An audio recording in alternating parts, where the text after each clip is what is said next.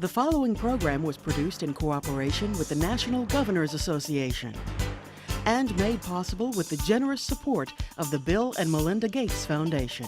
Additional funding was provided by the Junior Leagues of Louisiana, committed to improving communities through the effective action and leadership of trained volunteers, and by the Southern Regional Education Board.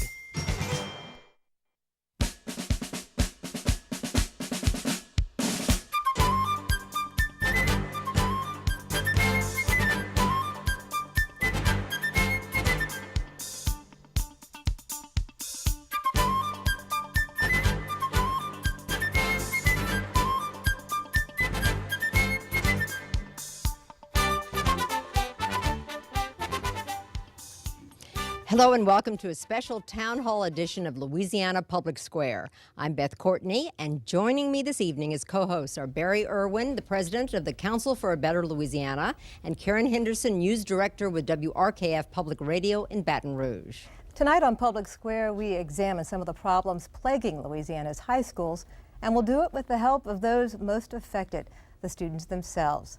They make up about half of our studio audience. And you know, Karen, they should also have some tough questions, and we're certainly expecting them, but at the same time, I think the questions themselves are going to be just as important in a lot of ways as the answers they get from the experts here. Well, the conversation tonight is about redesigning high schools in Louisiana. It's part of a national discussion that is especially critical in our state because Louisiana's education pipeline has been described as leaky. Of 100 ninth graders, only 56 will finish high school in 4 years. Only 12 will finish a college program within 6 years.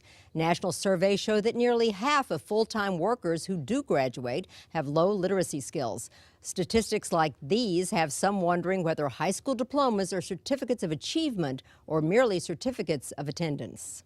It used to be that a high school diploma was a young person's ticket to success in the world of work or college. Not anymore. In 2004, ACT assessment scores showed that only 17% of Louisiana high school students who took the test were adequately prepared for college and work. High levels of enrollment in college remedial classes confirmed the ACT results. In 2003, more than a third of college freshmen from Louisiana public schools were forced to take remedial courses. In spite of that, nearly 2/3 of Louisiana freshmen at four-year colleges failed to earn a degree within 6 years. That puts Louisiana dead last among the 50 states in four-year college completion. The results also underscore the claim by some business leaders that Louisiana's workforce is undereducated. A recent survey by the Council for a Better Louisiana found that more than 70% of Louisiana employers had a somewhat difficult or very difficult time finding qualified workers. With many of those who complete high school struggling, the challenge is even greater for those who don't graduate. Retired teacher Catherine Davis. We're not providing them with courses or the materials or things that they want to embrace to become productive citizens, and then that has a tendency to push the dropout rate even higher.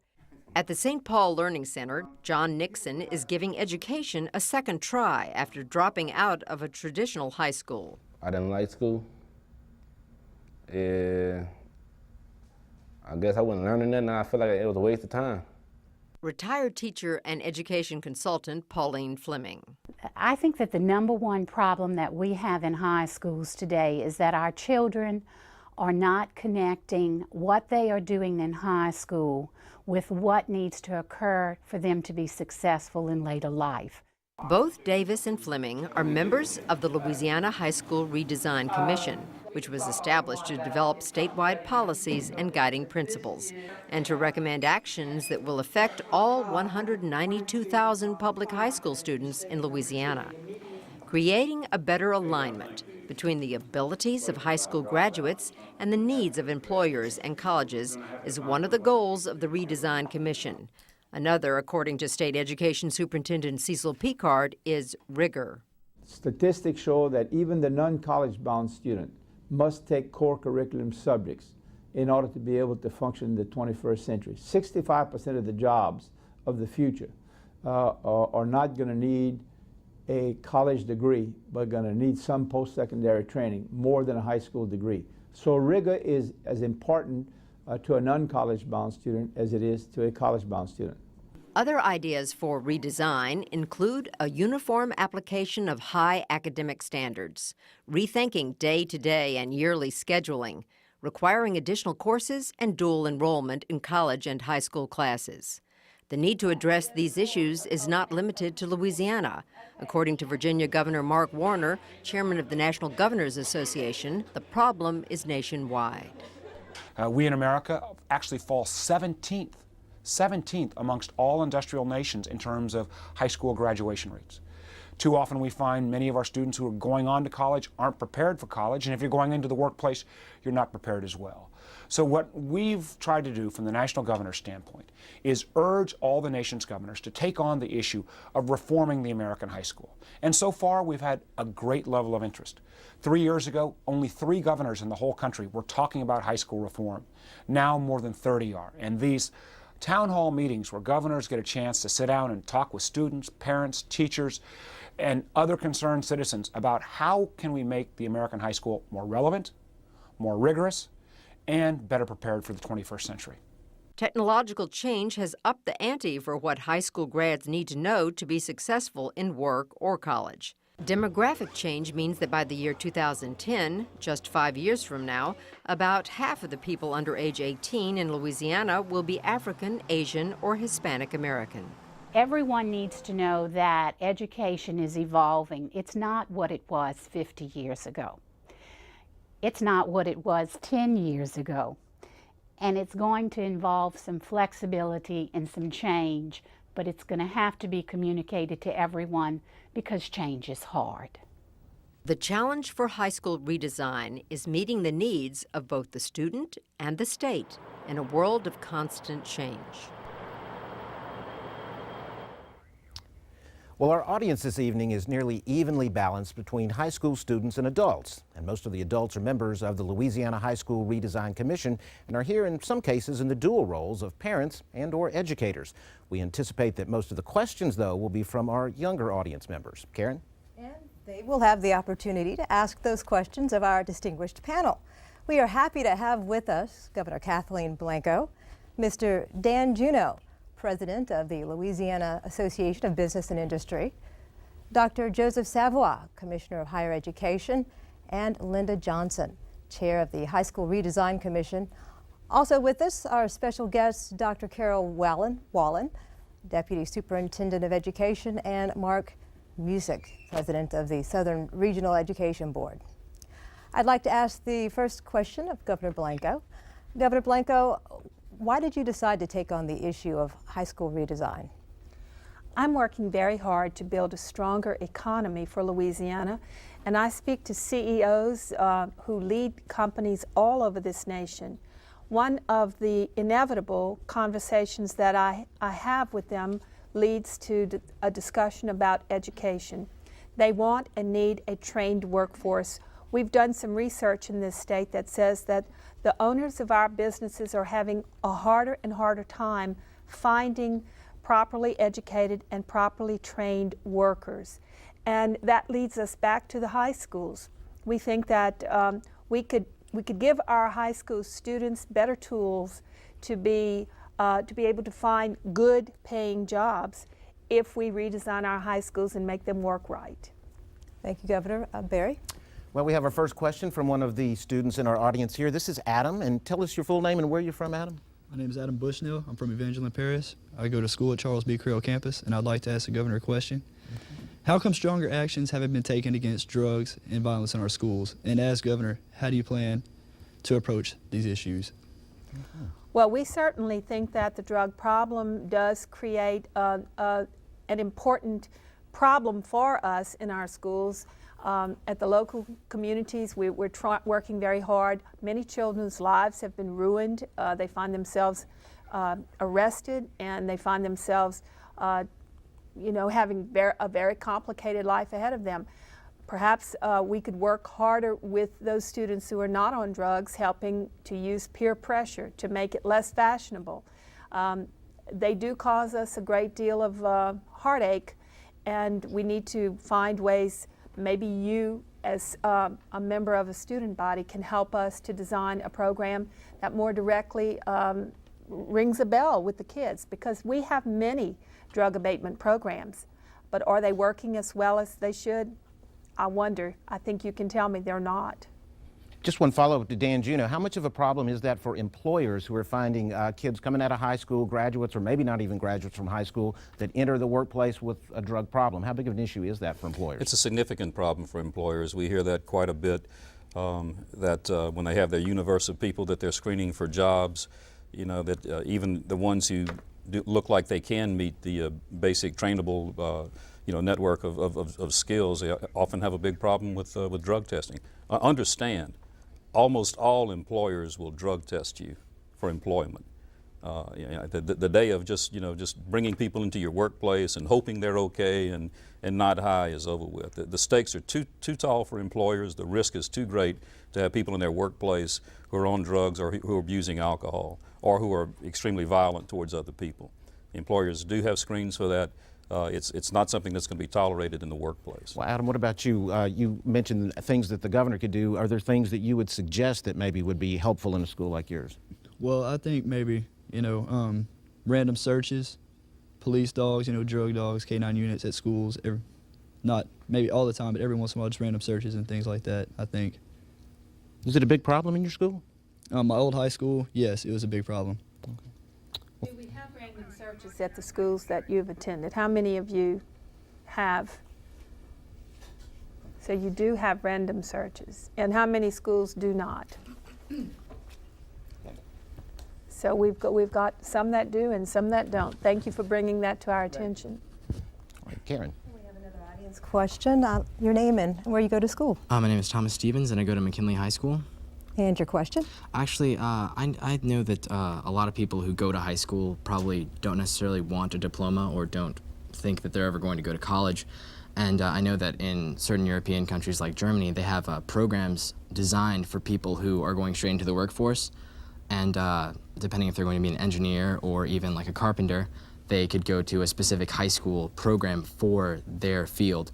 And I was wondering why, or if it would be possible, if we could do this in Louisiana or in the United States in general, because I think that those people can be a hindrance, for lack of a better word, to the people who are there to actually learn the core subjects. And did you have a particular, did you want to pose that question to anyone? Anyone who can answer it. All right, well, why don't we start with Ms. Johnson? Thank you.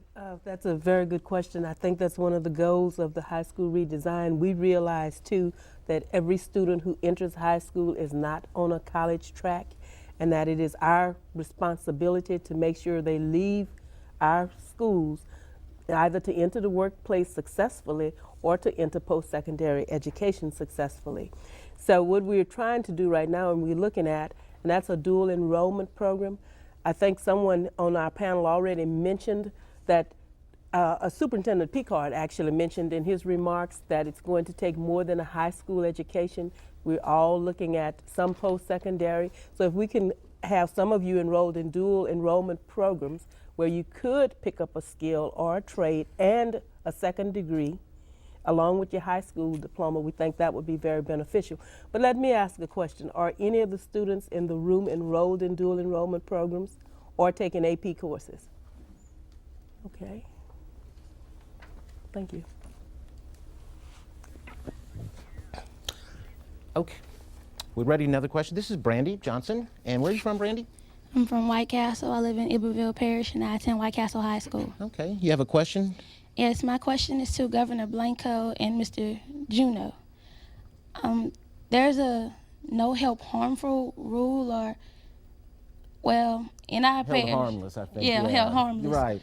Well, Iberville Parish and a lot of other parishes are considered to be wealthy parishes due to the number of plants and other business institutions in those parishes.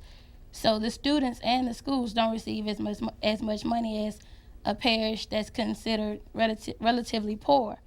What happens when those schools and those students in those parishes are not benefiting from the wealth and the businesses in the parish? Because I attend White Castle. As many of you know, they just threatened to close White Castle High down due to budget. what happens to our schools when we're not benefiting from it? What are the businesses planning to do, and what is the state planning to do to break that problem, to eradicate it? Right. You've heard that issue come up quite a bit at the legislature and everywhere else, Governor. Well, the way the the state formula is designed is to encourage the citizens of Louisiana to support schools. And the formula identifies parishes that have more wealth and that are not contributing what is considered a fair share to the children's education. And we do have to appeal to the citizenry. So the hold harmless clause says that while we're not going to take any money away from those parishes, there's an idea that those parishes were getting extra money over the years when the poor parishes were not getting enough money. So this is in effect to balance off and send more money into the poor parishes while not hurting the wealthier parishes, but they are getting hurt by the fact that citizens are not supporting them enough. When the citizens vote taxes upon themselves to support the schools, the state comes in with even more money. So there's actually a reward system in place. And so we encourage the families of the parish to talk about this and to figure out how to make it work right for everybody. And it's a fairness factor. It's a fairness factor all across the state. Let's get your name and where you attend school. My name's Sherry Taylor, and I'm from Destrehan High School. All righty, and your question? At my school, we have this process called job shadowing, and it's when we get students 9th and 10th grade to go into businesses and explore the fields that they want to further on in life. And I was wondering if it's possible to get a group of businesses, big and small, to tackle the schools earlier, maybe in 8th and 9th grade, and let the students explore and talk to business owners so they can know what's required of them during high school, what they should do, and to get them more interested to stay in school, and so that they'll know what's required of them in a work field. Let's give that one to Dan Juneau. Are businesses willing to take students on at an earlier age?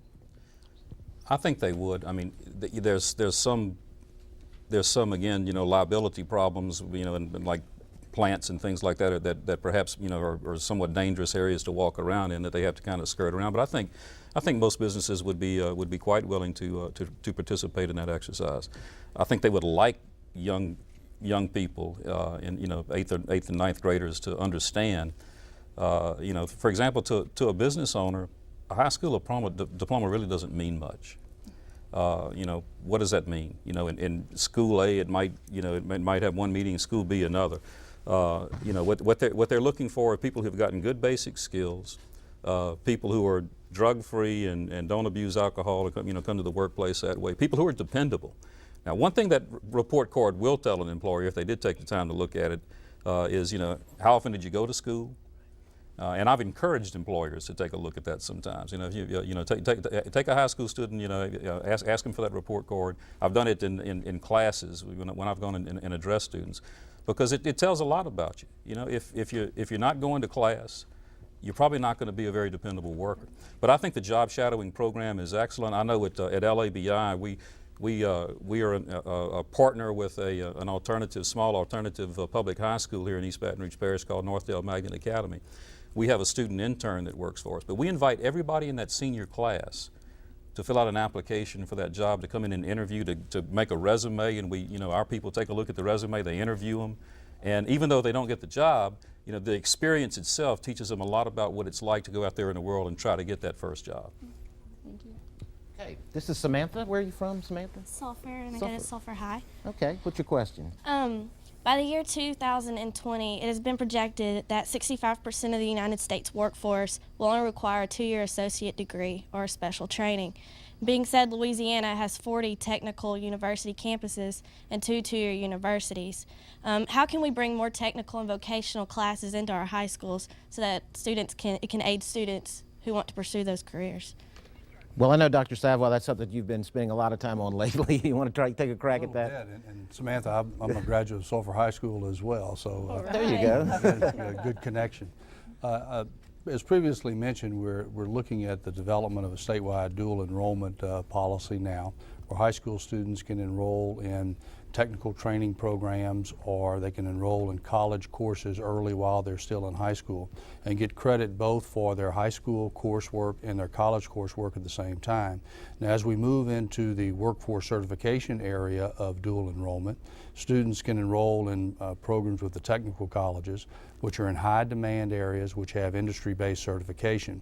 So when you leave high school, not only will you have your high school diploma, but you'll actually have a certificate which says that you are fully prepared for the particular job that you've planned for. The governor's been pushing that pretty heavily, and we've been working on it real hard, and hopefully we'll have that ready for this upcoming fall.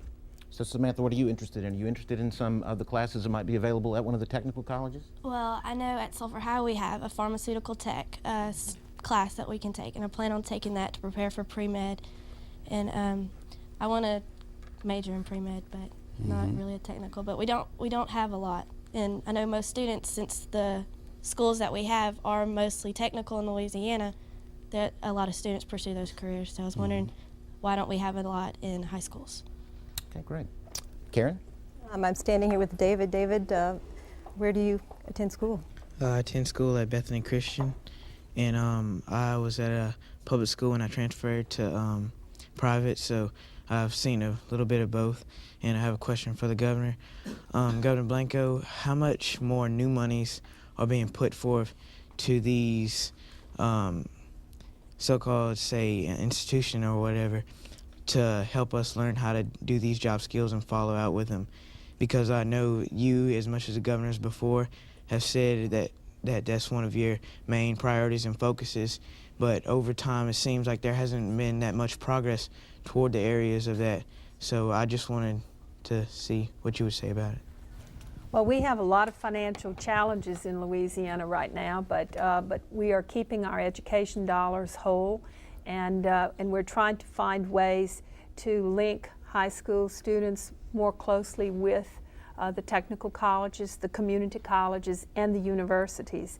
And in working through all of that, we will be trying to find the right resources to match the needs as we go through time.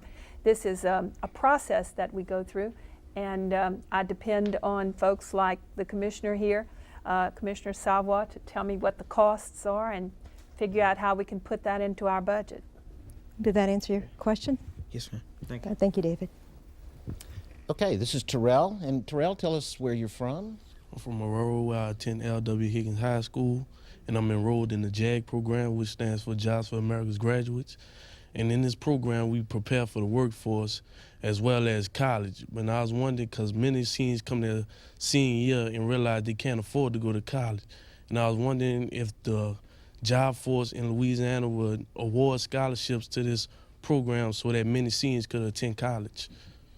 Okay, so this is a particular program, but it probably speaks to a lot of the other opportunity programs that are out there. Anybody want to take a crack at that? I'll Linda? take a shot at it. We sponsor a JAG program in Iberville, the company I work for, and just 2 weeks ago we offered a scholarship to BRCC to any one of the students who would apply and who really wanted to go.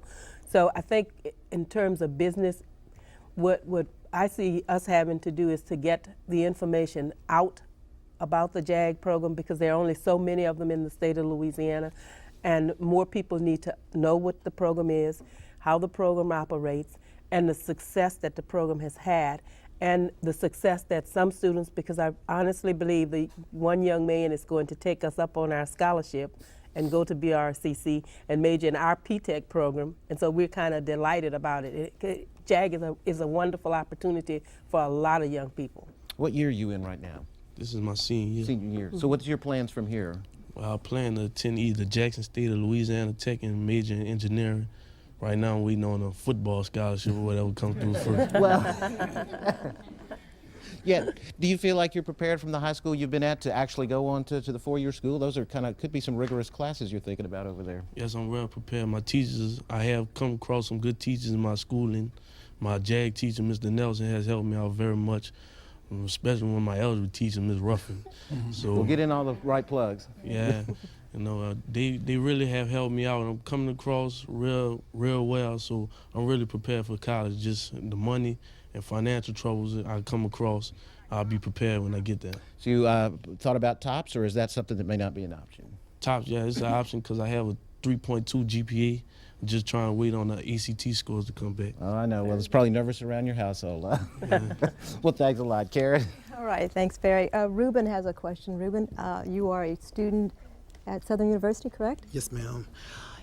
I'm a native of Dallas, Texas. I go to Southern University, and it's been expressed that this is a national effort amongst all the states of this great nation.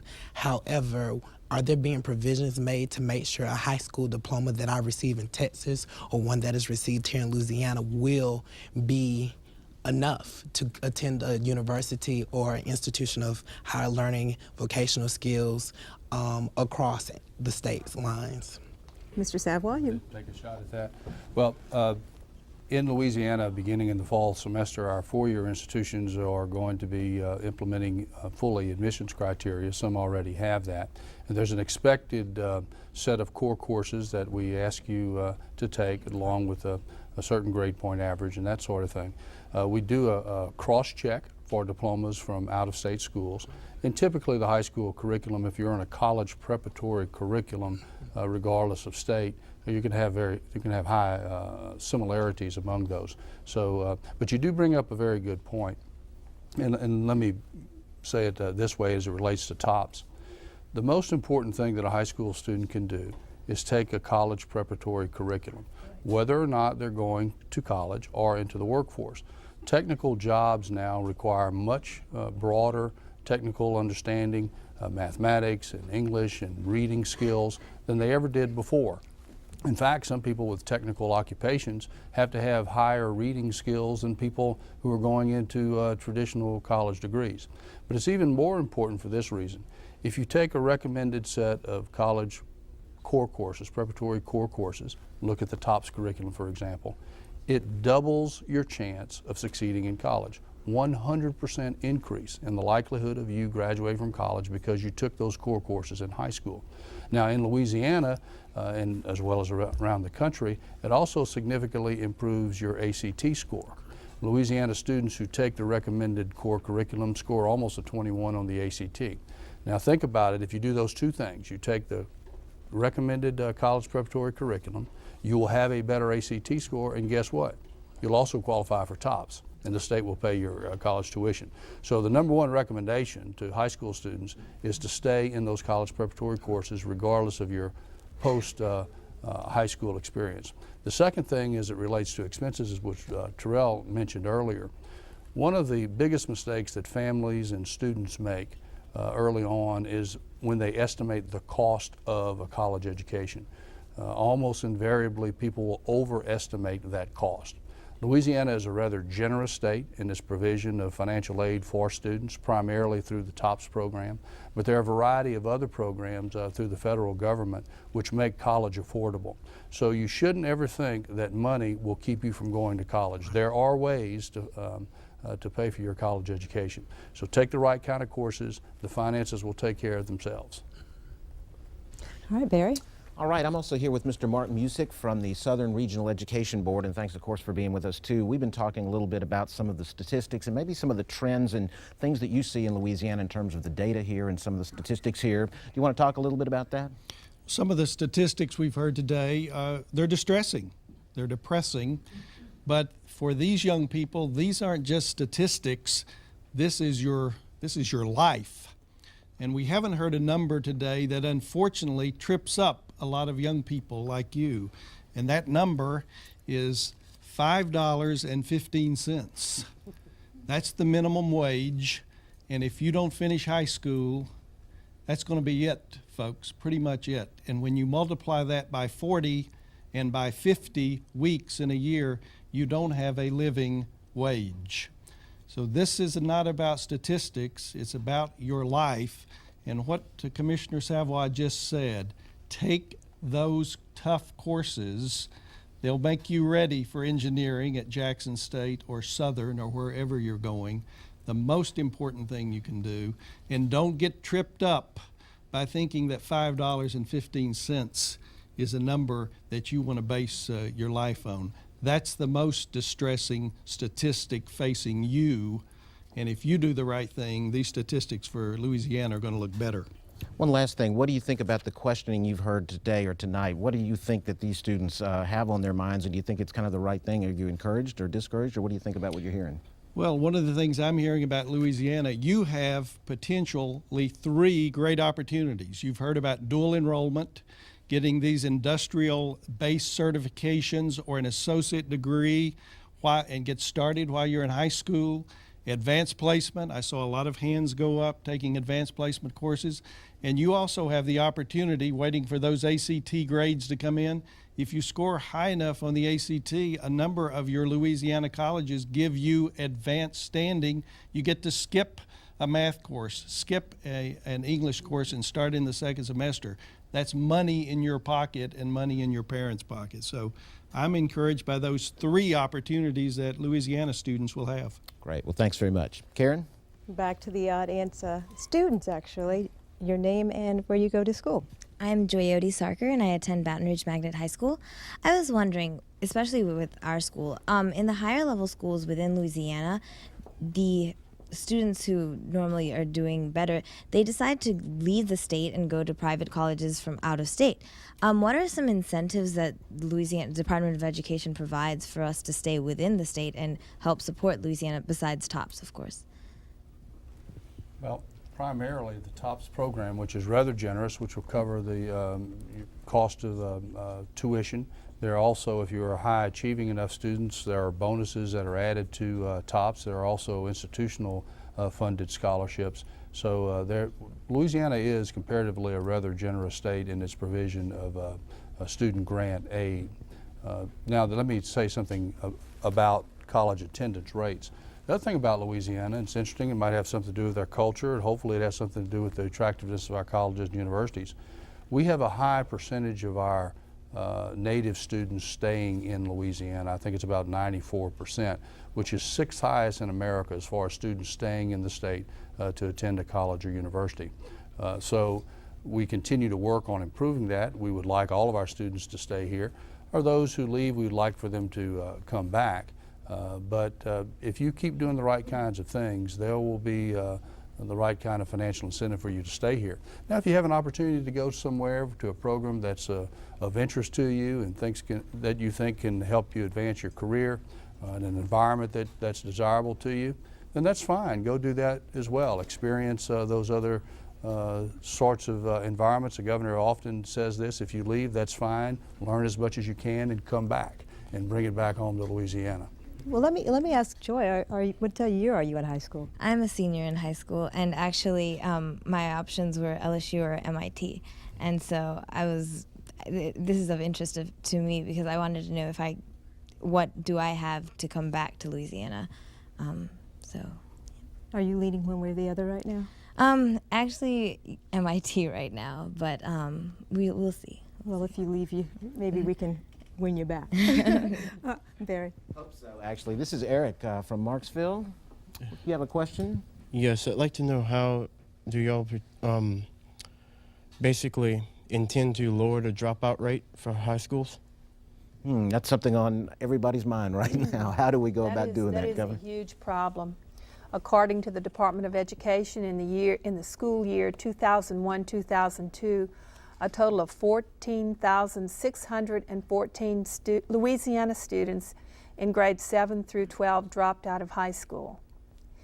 Now, if they didn't get back into some sort of educational program, they have literally sentenced themselves to a life of poverty. And I don't think that our students think that way. They think that high school is hard, and they get a little frustrated, and they not stay in the course, and their parents get frustrated because they're struggling at home with them, and their parents kind of let them out.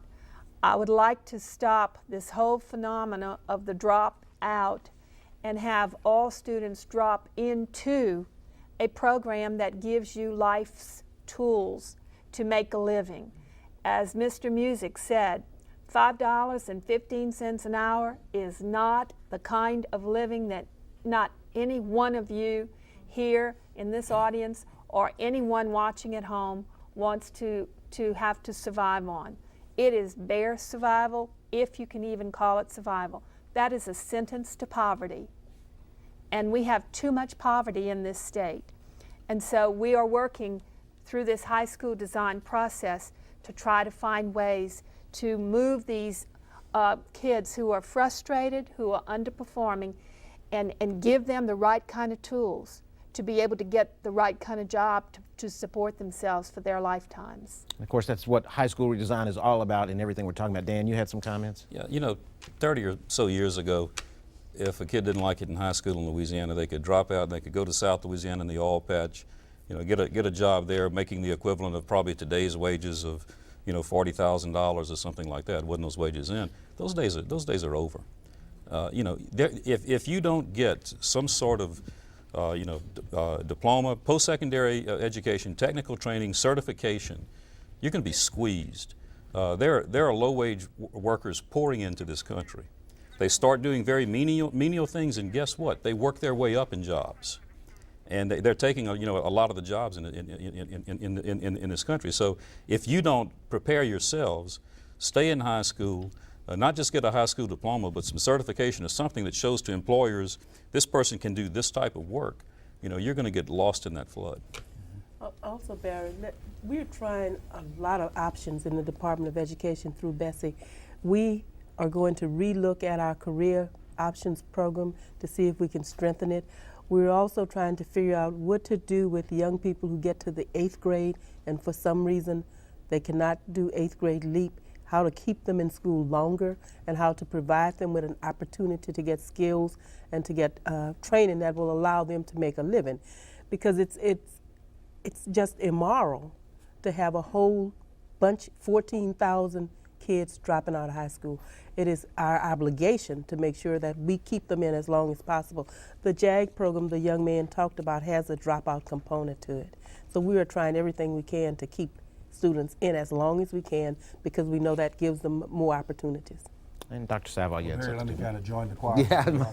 Weighing in on this. A couple of issues. We lose a lot of kids who are dropping out of high school, but I think we probably lost them much earlier than that. And they either got to the point where they were old enough to drop out that they were able to do so legally. That's why the state's been so engaged in the various efforts at accountability and school reform, teacher education reform, the governor's investments in pre-K programs so the students can start school on path and so they can move through the various accountability measures that we have, and then the remediation in 4th grade and 8th grade so that students can continue to make their way through. And the fact is the numbers are improving. Students are doing better, they're succeeding at higher rates, they're going to college at higher rates. Once they get there, they're succeeding better. But we've got a huge problem with this high school dropout rate issue, and we're not going to solve it just by focusing on 1 or 2 grades. We've got to start preschool and work our way through. Good news is we are making progress. Well, thanks very much to all of you. One thing we wanted to do right now was turn the tables a little bit and make this a dialogue. We've been asking questions to our panel, and the panel's been responding, and I often wondered sometimes if our panel has some questions sometimes that they would like to ask the students and what you'd like to hear from the students. And Governor, I thought it might give you an opportunity to have, now that you have a captive audience of students from a cross-section of our state, if you had any questions for some of the students, anything you'd like to hear from them. Well, I would like to know what you think could encourage a student who is frustrated and wants to, and a student who is getting ready to drop out. How can we design something, or what can we design to keep them in school? Hi, I'm Jordana. One of my things is that I haven't heard mentioned here, but with the testing in the schools, the standardized tests, the LEAP test that these kids are having to face is a stressor within itself. I sat down and I talked to one of my classmates the other day, and she mentioned that her second grader, her grandson, was very stressed about taking the LEAP test before he gets to the 4th grade. That's a disencourage to these students, because now that our focus are being placed on these children having to pass this test, we have to do this, we have to do this, we're taking away the fun of learning within the classrooms. I find that a very big problem. We're focusing so much on the test and having these people being able to pass the test, our seniors graduating, that the test is not really, it doesn't display a form of their knowledge, or how could they be contribute to skills or working into the force. I just find that we need to be, we need to touch home. I know learning starts in home, but also what are we stressing to these kids about tests? we're not teaching them general knowledge. We're teaching them to take a test, and I find that a very, very big problem. Cedric, you have a comment about what to do to prevent the dropout rate? Yes, sir.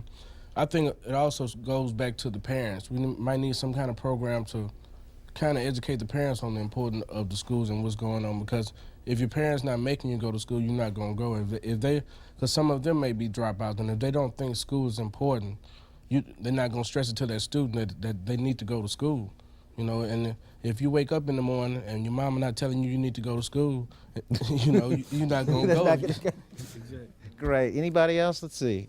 Yeah, Eric, you had something earlier. Stand up for me here. Okay, I agree with the last few statements made, but I also think that instead of the LEAP testing, we should force more things that interest students for the workforce, the real world, not a LEAP test, because we're only going to take the test one time, never again in our lives. A LEAP test is not going to put food on the table.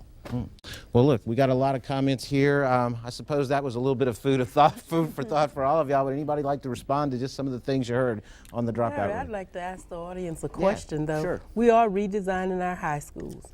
Typically, in my mind, a high school is 9-12. So what suggestions do you have for us so that we can design this in a proper manner? Adam, what about redesigning the high school so that it really worked? He told us about the JAG program. I'm also enrolled in the JAG program. It has helped me out a lot. I think that we need to have more JAG programs for maybe one JAG program for every school, maybe, instead of every parish. You know, more JAG specialists to help us, I don't know how to say it, push the importance of education on us. Okay. Great. Thank you. Karen? I think we all agree that there should be certain lessons learned, certain things taught in high school to help us prepare for a post-secondary education. Maybe it wouldn't be a bad idea to just slip here and there a few of those college preparatory classes, a few of those vocational skill classes into the curriculum, not just as a senior, but not necessarily as a freshman, but over your high school career between 10th and 12th grade. So it's something that's just not stormed all on you your senior year. Okay, Wayne, what can we do to make our high schools better? What to redesign them? I feel that they should introduce the requirements for like colleges and different things to a student like in 9th grade to let them know that it's not very hard to, you know, and like give them classes of examples so they wouldn't be like, oh, it's hard. So I'm not gonna go to college, I'm gonna just get my diploma and find a job. So start them early on some of those classes? Just introduce them to the thing too. Great. Karen? David? Going away from the curriculum a little bit, just talking about the schools itself, like the learning environment. I've noticed that the classrooms have too many people in them, and the learning environment is kind of stressed out to where some people who are more highly placed, they learn, and the people who really need help, they get caught up in the rush, and those are mainly the people that drop out because they're not getting the attention that they need. I think that we should begin to have better teacher per classroom ratio, and the classroom sizes should be downsized to fit the learning environment. Let me ask David a question, because you left the public school system. Sure. Was that the reason, or? That was not the reason why I left the public school, but now that I'm in private, I'm realizing that this is something that they stress more there than in public schools, because the student per teacher ratios are a lot smaller, and I think the learning environment is a lot better because you get not even much more of a personal, which it is, but just as an atmosphere of learning in itself. Okay, thank you, David. Okay, Sabrina, you have an idea? Yes, I think we should start with the basics such as the GED. While taking the GED, I think that the actual makers of the GED should make books prepared only for the GED, simply because we take classes, and the classes we take, most of them have nothing to do with the GED. And, you know, we take these classes, and then when we take the test, nothing we know about on the GED even really matters. You know, so I think we should start off by getting enough books for each student to take home, have a class set.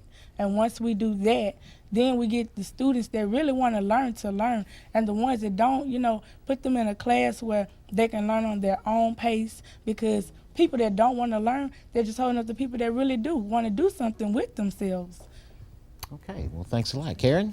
Well, back to Brittany. I feel that in every high school, starting with the 9th grade, we should provide classes or programs available just to teach students about different various scholarships and how to write resumes for colleges and just about the advantages of college or community college or different vocations, because I feel like if we target them starting in the 9th grade and we let them know about these things, then therefore they will develop a drive to know that there is some form of education or there is somewhere that they can go once they graduate from high school. And that way we won't lose them once they graduate and they'll feel that they won't have anywhere to go.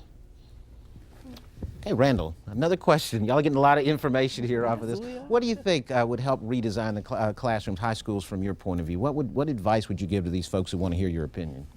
Well, I was a dropout student, and I enrolled into a GED program, which had the JAG program, and my JAG specialist was someone who mainly got me to the point where I wanted to go take my GED, and she was there pushing me to achieve that goal, and I have received my GED. But for others in high school, there's no one really there to push you. The teachers are there, but they're just teaching you. They're not there to tell you, well, you can do this, just put your mind to it, and they're not mentoring you and helping you with other situations, not just as learning, but like those who are being bullied in school and those who have problems at home. There's no one there to actually sit down and have a conversation with that student to get to the root of the problem to why that child isn't learning or doesn't want to pursue any further education than what they have. Well, let me ask you along those lines. You actually did drop out, but you do have your GED. So what was not happening in your high school that got you to drop out, but then something did happen later that made you go back and get your GED? Well, it was just the environment wasn't good. I really didn't enjoy the environment there, and there was really no one there to push me on and to not stopping me from dropping out. And that's mainly why I dropped out, was because I just really didn't like school, and there was nothing there that I really enjoyed doing. But in the vocational school that I went to, I found the AC and air conditioning was something that I really enjoyed. And that's another thing. I think we should get more hands-on activities into the schools for those who aren't book smart and can't just sit down by themselves and read something and know how to do it. So you on a career path now? Yes, I am attending LTC Corral campus, and I'm currently going for accounting. Great. Well, thanks a lot. Karen? Your name and where you're from? My name is Courtney Parker. I'm from Wiseman High School. This is on the subject of advanced placement. At our school, we really don't have nothing to prepare us for that. We don't have the teachers to teach us that. And I was wondering maybe if we can at least get the teachers to teach us the things that we need to know for the advanced placement. Because we have one teacher there, and you know, they try to teach the advanced placement, but they don't know the things that are up now. And we were just wondering if we can get people that are fresh out of school that know the more things that are coming up in the state that can help us better, so that we'll know what we're getting into when we take the ACT test. Because the LEAP test, they stress so hard on the LEAP test throughout the year till after the LEAP test is over with, they don't even worry about the ACT test. So when it comes time for us to take the ACT, even though we took all the classes that prepare us for TOPS, but we don't know nothing that's on the ACT test, so we can't get the ACT score to get TOPS. And we were just wondering, were there any chances of the people after us getting teachers that know things about what's going to be there? Samantha. I have another question. It's about teacher motivation. We have a big problem in our schools with teachers that don't want to be there because they're not being compensated for the things that they do. We all know the saying, you get what you pay for. If we aren't compensating our teachers, then we're not getting the job done and we're not learning from them. Okay. I have another comment to help you out. With the dropout rates, there are students in school who don't have the motivation, they don't have the parent support. I was lucky to grow up with a mother who kept me in the schools, made me want to go to school every day, made it exciting. I have personally witnessed students who actually can't go to school because they have responsibilities at home. If we can get people out into the schools, instead of talking about what we can do, actually get adults into schools and mentor us and talk to us instead of, just speaking about it, and give us the motivation and tell us, yes, you can do it, and say, okay, if you go to school, this is how you benefit. This is how you can get into college. If we have that, if we can push those inner city schools and the students, okay, to get out there, then I think you have a lower dropout rate. We have to motivate our students. We have to get out there and not just talk about it, but do it. That will lower your dropout rates.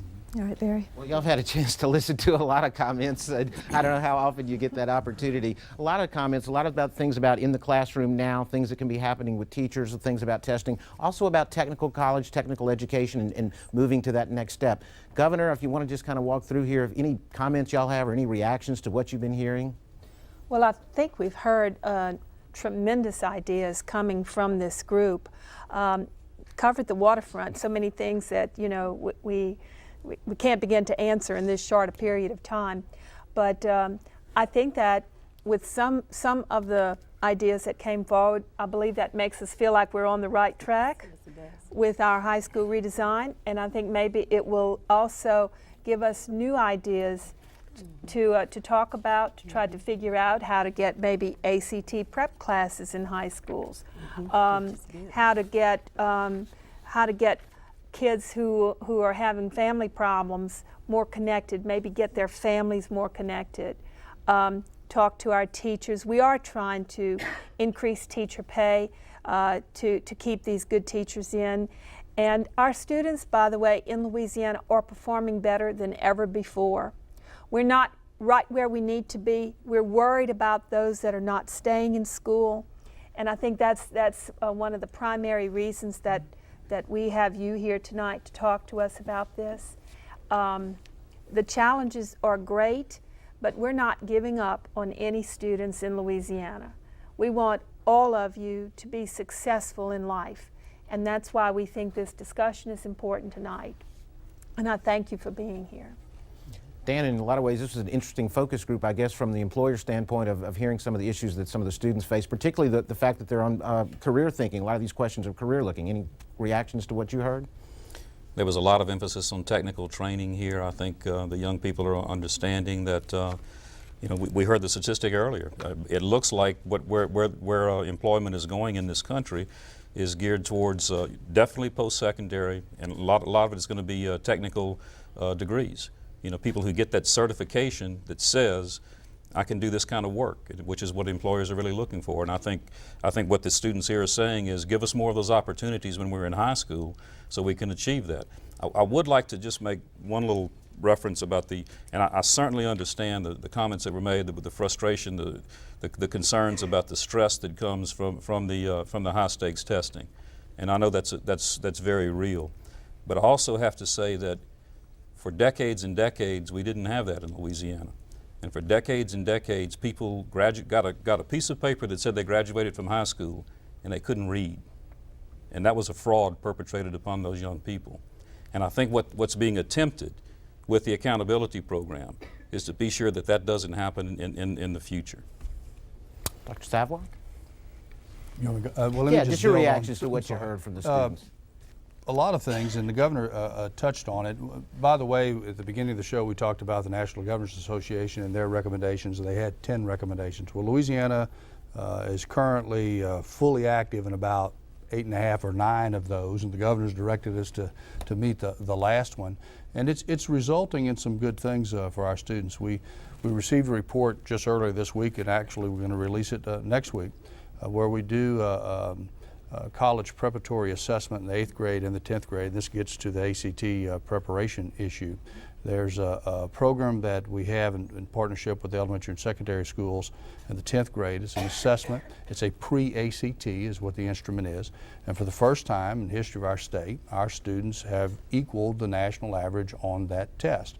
On the ACT score this past fall, 2004, it was the highest ACT score in the history of our state, the largest increase among the 3 largest increases in the country. So some good things are happening out there. And I know that the accountability and the testing is stressful. That I think will happen as we get more and more used to it. But people have to understand, I believe, that accountability is not an end unto itself. The challenge with accountability and with high stakes testing is what do you do about it from what you've learned? And so we've been working real hard to improve the deficiencies that have been identified by assessment, and it looks like that the numbers are proving that right. We just got to stay on course long enough to make a huge difference. And Ms. Johnson, as you listen to all the comments from the young people in the audience, did you hear anything new, things that you can run with and add to your plan? I appreciate all of the comments because the comments will help us with our redesign commission. There is one thing that I heard that I think that I'm going to take very seriously, and that is if we are not using our distance learning program effectively, then we need to maybe rethink it, because a student ought not be in a situation where they are not getting what they need with all the technology that we have. And I'm trying to think of where Wisner is, but I believe it's in Northeast Louisiana. So, for the young lady who brought that up. So that's one of the things. The other thing, just today in our BESSA meeting, we looked at the possibility of using an ACT score instead of a GEE score. So we're looking at, we're taking very seriously information that has been brought to us. So yeah, we're looking at that. It's been quite interesting tonight. Okay, well, unfortunately, I'm afraid we're out of time in this session here. Really interesting discussion, but we want to thank our panelists, Governor Kathleen Blanco, Mr. Dan Juneau, Dr. Joseph Savoie, and Linda Johnson, and also thanks to our special guests, Dr. Carol Wallen and Mr. Mark Music, and a special thanks, of course, really to our studio audience, all of you students who really came and participated to a great deal. Thank you all very much.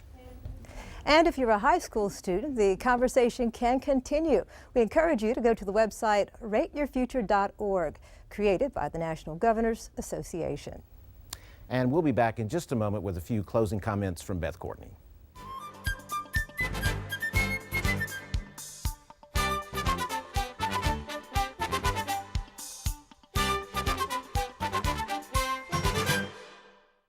Well, a lively discussion. Thank you both for moderating. I learned a lot, and I hope all of you did as well. We thank you for joining us for this special edition of Louisiana Public Square. To see the results of LPB's online survey, go to lpb.org. Now, next month, Charles Savoie and I will be back when we look at Louisiana's environmental issues. Till then, good night.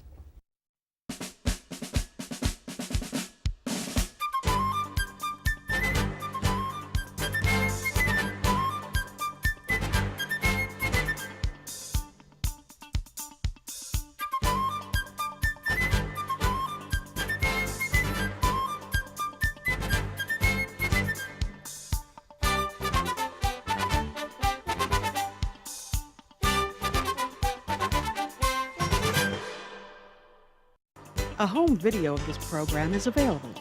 For more information, call 1-800-973-7246 or write to the address on your screen. Produced in cooperation with the National Governors Association and made possible with the generous support of the Bill and Melinda Gates Foundation. Additional funding was provided by the Junior Leagues of Louisiana, committed to improving communities through the effective action and leadership of trained volunteers, and by the Southern Regional Education Board.